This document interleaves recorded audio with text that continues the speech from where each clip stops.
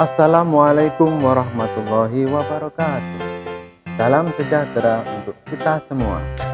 Salam Om Swastiastu, Namo Buddhaya, salam kebajikan. Perkenalkan, nama saya Rustin, calon guru penggerak angkatan 6 dari kota Pasuruan. Pada modul ini, calon guru penggerak akan mengetahui hubungan antara emosi, cara kerja otak, kebutuhan dasar manusia, motivasi intrinsik, dan struktur sistematik lingkungan dalam pembentukan nilai-nilai seseorang. Menurut Bapak Irwan Syahril, Direktorat Jenderal GTK Kemendikbudristek, bahwa perubahan yang kita lakukan di pendidikan harus menuju pada suatu titik yang memanusiakan manusia dan memperkuat nilai. Cara kerja otak manusia.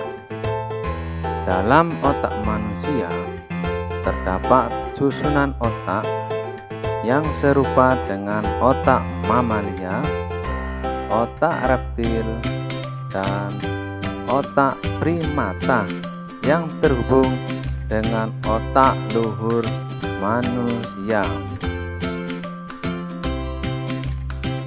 Berdasarkan susunan otak ini, otak manusia bekerja dengan dua sistem berpikir, yaitu sistem berpikir cepat dan sistem berpikir lambat. Kedua sistem ini yang mempengaruhi bagaimana otak kita berpikir dan bertindak. Sistem berpikir cepat dikelola oleh kerja otak reptil dan otak mamalia, yang mana selaras dengan kerja tubuh manusia untuk menghemat energi, sedangkan sistem berpikir lambat dikelola oleh kerja otak primata dan otak manusia.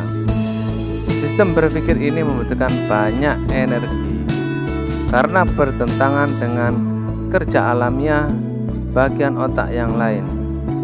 Sistem berpikir lambat diperlukan pada tahapan berpikir kompleks yang dikelola oleh bagian otak luhur manusia. Kita perhatikan visualisasi gambar berikut. Pergelangan tangan diumpamakan sebagai batang otak. Jempol yang disembunyikan dalam 4 jari lainnya diumpamakan sebagai sistem limbik, dan 4 jari lain sebagai otak berpikir atau otak luhur. 5 kebutuhan dasar manusia. Yang pertama adalah kebutuhan bertahan hidup, yaitu kebutuhan yang bersifat fisiologis untuk bertahan hidup tentunya, sehingga secara sederhana adalah kebutuhan itu seperti makan, minum, tempat berlindung untuk memperoleh kenyamanan dan keamanan.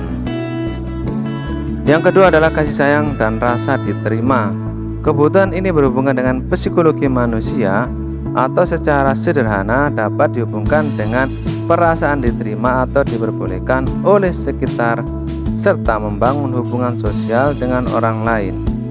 Yang ketiga adalah kekuasaan dan penguasaan. Kebutuhan ini berhubungan dengan pencapaian diri, keadaan yang memungkinkan manusia untuk diakui kemampuan dan prestasi yang dicapai, sehingga ia akan menimbulkan pengaruh kepada orang lain dan meninggalkan jejak atas pencapaian dalam hidupnya. Yang keempat adalah kebebasan kebutuhan. Akan kebebasan berhubungan dengan kemandirian untuk mengendalikan sesuai dengan kemauan diri. Kebutuhan ini berhubungan dengan kemandirian dalam memilih dan membuat pilihan atas kemauannya sendiri. Yang kelima adalah kesenangan. Kodrat manusia sendiri adalah mencari kebahagiaan hidup. Kebutuhan kesenangan pada dasarnya adalah mencari rasa senang atau kegembiraan. Tahap tumbuh kembang anak serta pengaruhnya pada pembentukan kebiasaan Ki Hajar Dewantara Ki Hajar Dewantara membagi periode usia anak dalam 3 tingkatan jiwa setiap 8 tahun atau windu. Periode pertama adalah wiraga, usia 0 sampai 8 tahun. Ki Hajar Dewantara juga menyebutkan bagaimana taman indria pada tahap ini kemampuan indera anak berkembang sangat pesat, sehingga sebagai seorang guru kita harus fokus agar anak masih merdeka, namun harus tetap mengawasi agar dalam oriflame aman dan bermakna bagi kehidupannya kelak. Periode kedua adalah wiraga, usia 9 sampai 16 tahun. Pada periode usia ini anak mulai berkembang pikirannya, kebutuhan anak mulai berkembang, ia mulai mampu berpikir secara mandiri mengenai posisi diri dalam lingkungan, sehingga sebagai seorang guru kita harus fokus pada proses menuntun pola berpikir anak agar selaras atau seirama dengan lingkungannya. Pada tahap ini guru juga memberikan bentuk tauladan nyata, bermakna dan membekas bagi anak. Periode ketiga adalah irama, usia 17 sampai 24 tahun. Periode ini berhubungan dengan kesadaran diri anak terhadap jati dirinya di tengah masyarakat, sehingga harus mulai menuntun mereka untuk mampu mengelola dan mengenali potensi diri, sehingga secara mandiri anak mampu menepalkan jati dirinya dan memperbaiki lakunya yang disesuaikan dengan kondisi lingkungan, serta mampu membawa diri sebagai manusia yang merdeka. Tahap perkembangan psikologikal oleh Erik Erikson. Erik Erikson adalah psikologi yang meyakini bahwa kepribadian seseorang itu tumbuh dan dalam rangkaian tahapan, dan program ini saya akan membahas 6 tahapan saja, yaitu periode usia 0 sampai 40 tahun. Tahun usia 1, usia 0 sampai setengah tahun adalah awal pembentukan kepercayaan dan tidak kepercayaan terhadap orang lain dan lingkungan hidup. Tahap ini penting untuk memahami dari potensi manusia. Tahap 2, usia 1,5 sampai 3 tahun. Tahap ini membantu anak menumbuhkan tekad dan kehendak diri yang akan memberikan kemampuan agar dapat mengembangkan kemandirian dalam mengontrol dirinya terhadap diri sendiri maupun orang lain. Tahap ketiga, usia 3 sampai 5 tahun. Tahap ini adalah awal anak berkembang, sehingga kita perlu memberikan kesempatan kepada anak untuk mencari tujuan hidupnya melalui pendidikan di sekolah, baik bagi dirinya sendiri maupun bagi lingkungan, melalui sebuah kegiatan yang menumbuhkan sikap inisiatif. Tahap 4, usia 5 sampai 12 tahun. Periode ini penting dalam menumbuhkan rasa kebangsaan atas pencapaian diri dan menyediakan pengalaman untuk menumbuhkan produktivitas dalam pembelajaran, sehingga muncul sifat kompetensi. Tahap 5, usia 12 sampai 18.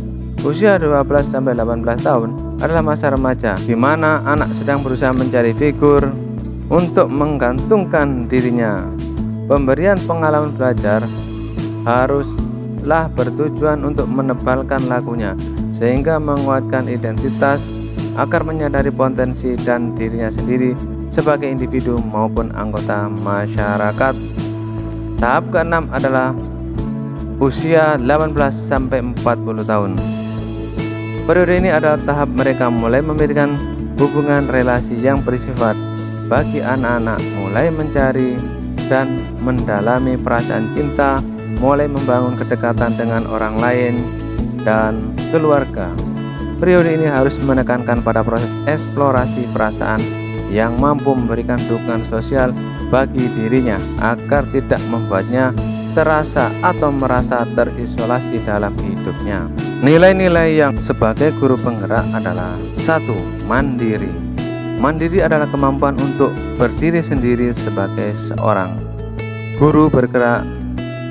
Mandiri adalah kemampuan untuk berdiri sendiri sebagai seorang guru penggerak harus mampu mendorong kemampuan diri untuk berinisiatif melakukan perubahan bermakna, mampu memotivasi diri untuk terus belajar dan berubah menjadi lebih baik, serta melakukan aksi yang bertanggung jawab. Reflektif dapat diartikan sebagai bentuk introspeksi dalam memaknai seluruh kegiatan yang telah dilakukan seseorang. Seorang guru penggerak harus mampu memaknai setiap pengalaman dirinya atau lingkungan sekitar yang dijadikan bahan evaluasi atau perbaikan, sehingga akan senantiasa terbuka untuk meminta dan menerima umpan balik sebagai landasan untuk melakukan perubahan menuju yang lebih baik. Kolaborasi berarti sebagai seorang guru penggerak harus mampu bekerja sama dan membangun hubungan kerja yang baik terhadap rekan kerja ataupun pemangku kepentingan. Guru penggerak yang menjiwai nilai kolaboratif mampu membangun rasa kepercayaan dan rasa hormat antara dirinya dengan lingkungan sekitarnya, serta mengakui dan mengelola perbedaan peran yang diemban oleh masing-masing setiap pemangku kepentingan di sekolah untuk mencapai tujuan bersama. Inovatif berarti seorang guru penggerak mampu senantiasa memunculkan gagasan-gagasan baru dan tepat guna terkait situasi tertentu ataupun permasalahan tertentu. Dibutuhkan kejelian dari seorang guru penggerak untuk melihat situasi dan kondisi sekitar. Tentunya seorang guru penggerak juga harus menjadi guru yang bisa mengajarkan pada pembelajaran yang berpihak kepada siswa. Demikian dari saya, kurang lebihnya mohon maaf. Wassalamualaikum warahmatullahi wabarakatuh.